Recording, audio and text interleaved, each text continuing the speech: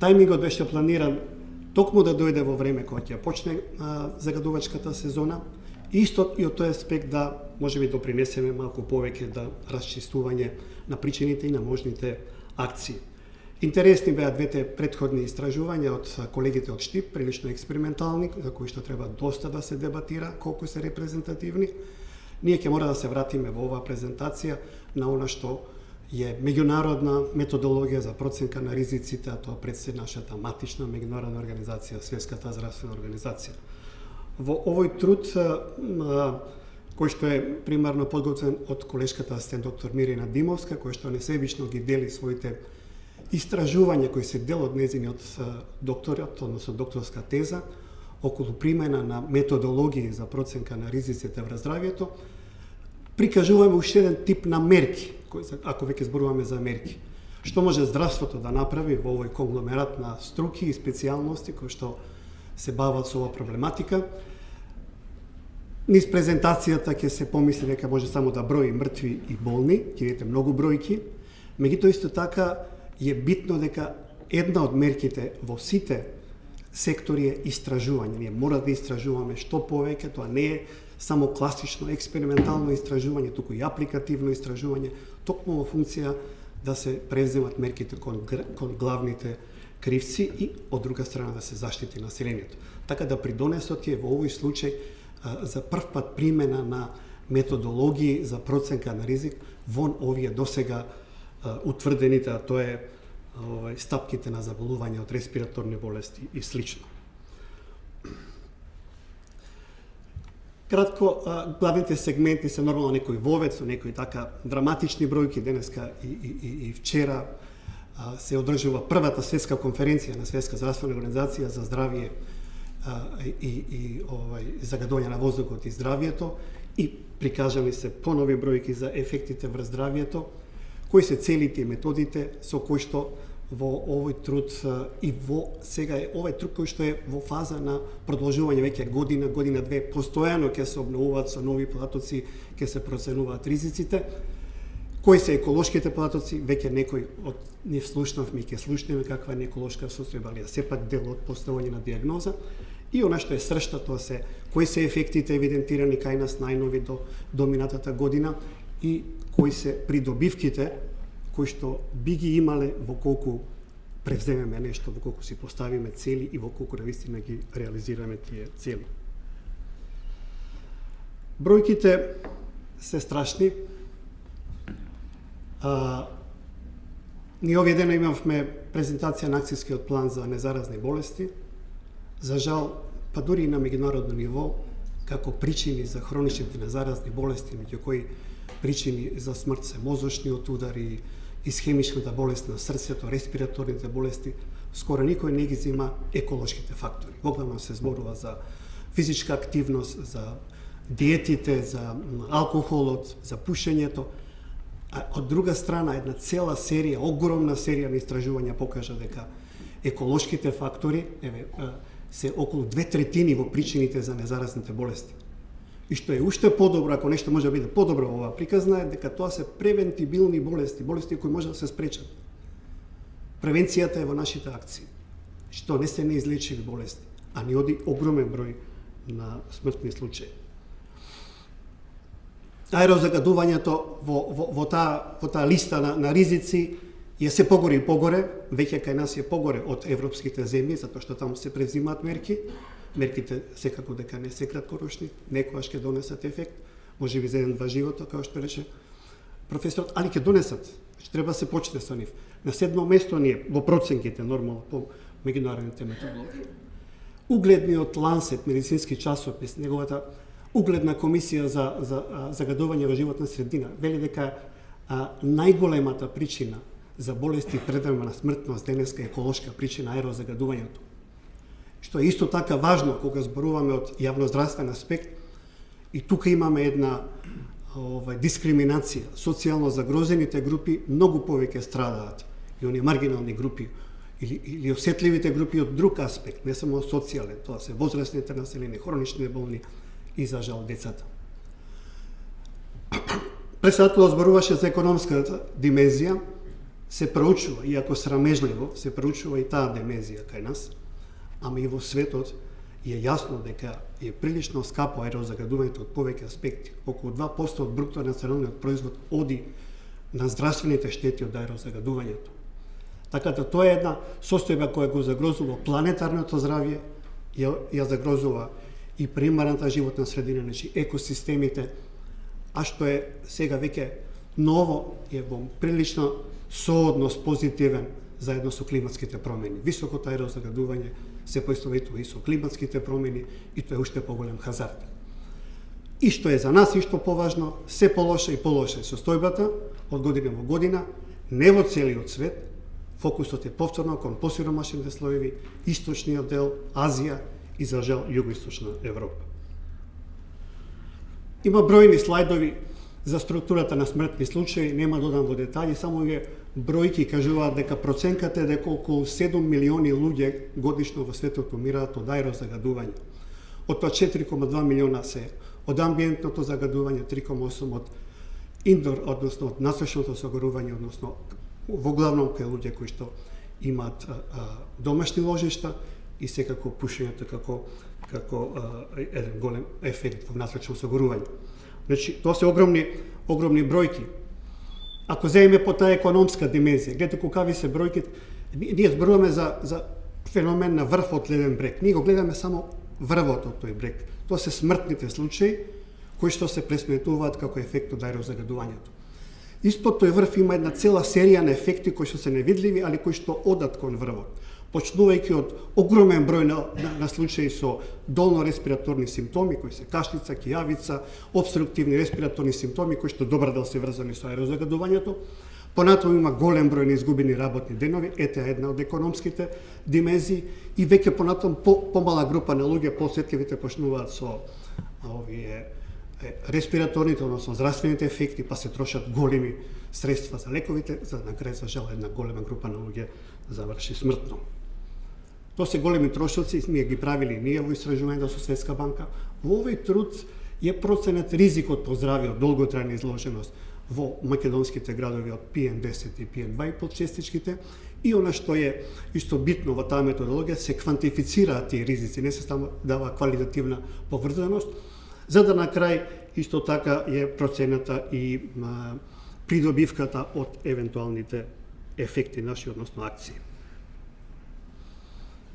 За да го направиме тоа, потребна не серија на еколошки податоци, кои што ги имаме, податоци за смртноста на населението, општата смртност и специфичната смртност, фокусирана главно на кардиопулмонарните причини и ракот на белите дробови, и се направени статистички корелации со помош на доза одговор функции, во кој што е проценката дека на секој 10 микрограми се зголемува смртноста, општата смртност за 6%, смртност од кардиопулмонарните за 7,9%, а дури 12% се зголемува за секој 10 микрограми смртноста од карциномот на белите дробови. Значи, направени се матрици на корелација, употребена е линарната регресија и Health Impact Assessment методологијата. Нашето население, значи демографските податоци се тие, ако правиме споредно меѓу Скопскиот и Тетовскиот регион, пирамидите се слични, меѓутоа во Тетовскиот регион сепак помлада е популацијата, со оглед дека вулнерабилна група при ефектите од аерозагадување е сепак постарата популација и хроничните болни. За изворите веќе зборувавме кои се главни извори, и тоа може да дебатираме дали се баш тие главните извори, иако по моје секогаш и не било толку битно за мене дали во проценти е 20 или 10, трите главни извори, дали е грејење, сообраќај и индустријата, а сега се вклучи ова дива урбанизација и прашината, се неизбежни. Процентот за мене не е важен. Акциите не се усмерени кон нив. Ние се ќе одиме во детали, во промили кој е главен извор, а во меѓувреме ќе избегнуваме акции. Исто така е јасно и познато дека за време на зимските, значи почнува се зимскиот период, во ладниот период највисоки се пиковите на загадувањето, а со тоа се највисоки и подоцна ќе видиме највисоки пиковите на смртноста на населението. Концентрациите ги видовме во сите градови посебно во Скопскиот регион, бидејќи тука не е само градот Скопје, него и општините околу, и во Тетово се највисоки просечни концентрации, далеку испод просечните дозволени. Тој термин дозволени граници, мене ми смета, ништо не е дозволено. И при 0 загадување има одредена смртност. Веќе при 5 микрограми повторно има растење на смртност. Значи, тоа се таргети кои што се стимулативни за политиката да ги исполнува. Меѓутоа, тоа не е дозволено. Така беше и со ионизирачкото зрачење. Беше 0 ризикот, сега рековме, мора после Чернобил да имаме некоја концентрација прифатлива. Така да сите градови се под една тензија од овие загадувања. По однос на оптоварувањата. Примарните причини за хроницитет, значи за болест, а подоцна ќе видите и за смртност, се отприлike 3. Тоа се исхемичната болест на срцето, мозочниот удар и карциномот на белите дробови. Повисок е тој процент кај нас отколку во светот. Тоа се исто 3 причини кои што кажуваат колку е ефикасен здравствениот систем, меѓутоа и колку е ефикасен и општествениот систем, бидејќи ова не се последици само на здравствениот систем, ова се последици на многу фактори, меѓу кои и аерозагадувањето. Значи и преку 3 параметри кажуваме дека кај нас се тие водечки причини за заболување. По однос на мерната мрежа, она што е официјална на Министерството за животна средина, на 17 мерни места, утврдено е дека постои статистички значајна поврзаност меѓу трендот на покачените концентрации во сите мерни станици. Така да, тоа кажува дека ако се зголемува концентрацијата во скопските станици, сигурно во исто време се зголемува и во другите станици каде што има мерна мрежа, сем во Лазарополе, кој што е позадинска станица. Линеарната регресија ја покажа и она што ни беше важно во овој труд, предиктивната вредност. Колку се овие податоци, значи загадувањата посебно со PM2,5 честичките, предиктивни дека во таа сезона ќе дојде до зголемување на овие 3 параметри. И покажано дека со зголемување на честичките се очекува дека тој индикатор се зголемува и општата смртност, како што се зголемува и кардиопулмоналната смртност на населението. Исто така и во општина Тетово, иако е тоа нешто пониска значајност, и тука се податоци веќе пораштркани, значи нема таква статистичка сигурност, меѓутоа постои предикција посебно со општата смртност, таму нема предикција со карциномот на белите дробови. Ова се тие пикови кои што сезонски кажуваат, посебно за Скопје. Закономерност е дека при пиковите во зимскиот период и ниската температура имаме зголемување и на општата смртност, па и специфичната смртност. И еве го уште еднаш овие 3 фактори, тоа е исхемичната болест на срце, мозочниот удар и карциномот на бели дробови, се и многу доминантни не само за болестите, него и за смртта. И повторно се прилично тесно поврзани, видовме, со аерозагадувањето. Уште една причина да нешто направиме. И сега конечно, бидејќи е битно да оној што ја дава терапијата, тоа е политичкиот систем, нормално и граѓаните има своја улога, како да го измотивираме, да прикажеме бројки што ќе се добие ако се постават тие таргети. Верувам дека кога ќе почнат пристапните разговори со Европската унија, ние ќе мора да кажеме до кои таргети ќе одиме и во која година ќе ги постигнеме тие таргети, и тука нема назад после. До сега можеме да си играме дека ќе ги постигнеме тие европски да кажам лимити, пак не дозволени, туку лимити. Европската унија, нешто полиберална во однос на Светската здравствена организација.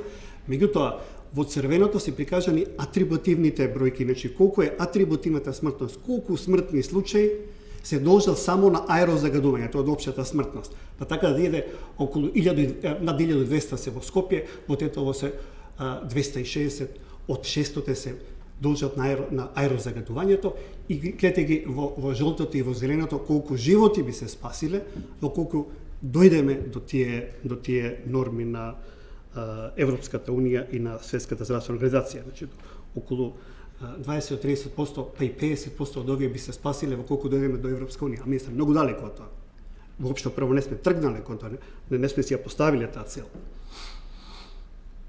Исто да се случува и кај кардиореспираторните болести, бидејќи најголем дел од оваа група на општа смртност се должи на нив, значи и тука би ги спасиле тие луѓе кои што имаат таа дијагноза, како и овие бројки кои што покажуваат колку луѓе би се спасиле од малигните болести на дишните патишта. И конечно во друга една методолошка бројка, односно метрикс, тоа се години на изгубен живот, кај што се пресметуваат од математички проценетот од трајање на живот, кој што е 80 години за мажи и 80 за жени, колку години порано умираат овие луѓе кои што се поврзани како последица од аерозагадувањето и се изразува во илјадници, а како стапкато би било на 100.000 жители.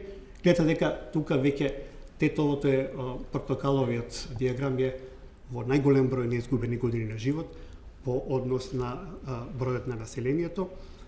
А ако би го симплифицирале, бидејќи за да биде објективно, мора да има уште поголема статистичка маса, колку тоа овие луѓе кои што се, реков, жртви на аерозагадувањето, губат од својот живот и доаѓа измеѓу 20 до 30 и повеќе години, им е скратен животот во просек. Умират порано, поради аерозагадувањето. Нели е тоа доволна причина да нешто и се направи. Благодарам.